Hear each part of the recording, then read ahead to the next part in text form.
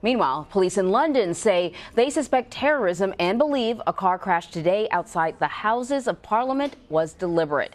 During the busy morning rush, a vehicle hit pedestrians and ran into a security barrier outside the Palace of Westminster. 3 people were injured.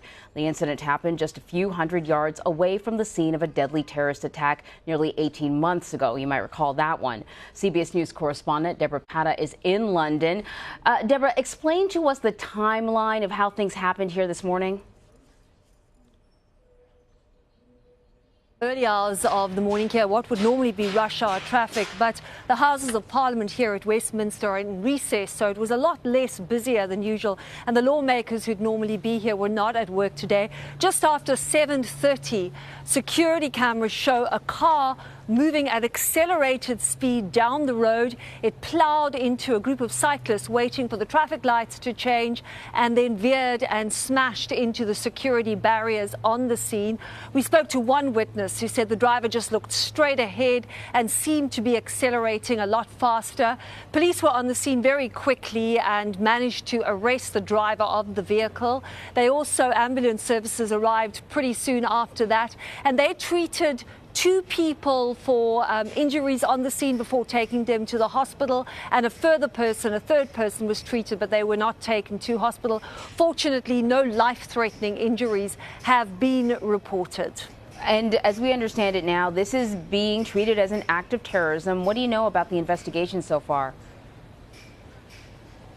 Yes, indeed. Scotland Yard is investigating. They are leading it. It is being regarded as an act of terror. And what we know so far is that police arrived very quickly, literally within a few minutes. They were on the scene. They'd surrounded the car, guns drawn. They arrested the suspect. He was led away in handcuffs.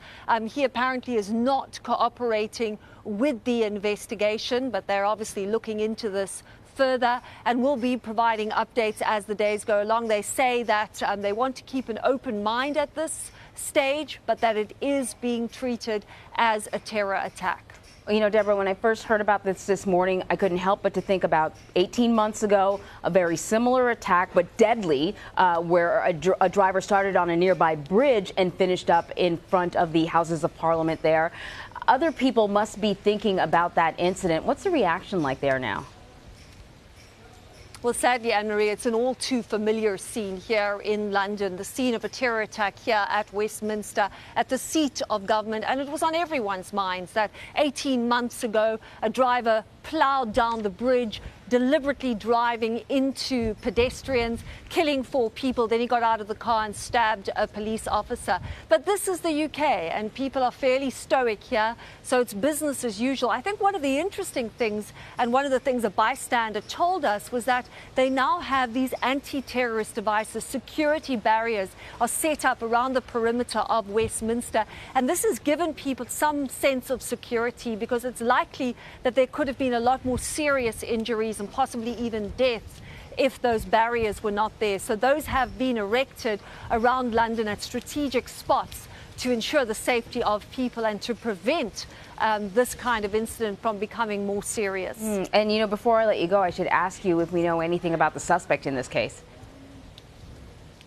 We know very little other than that he is in his late 20s. He is not cooperating with the investigation. As we said, police were very quick to arrive on scene. They're clearly prepared for this kind of event.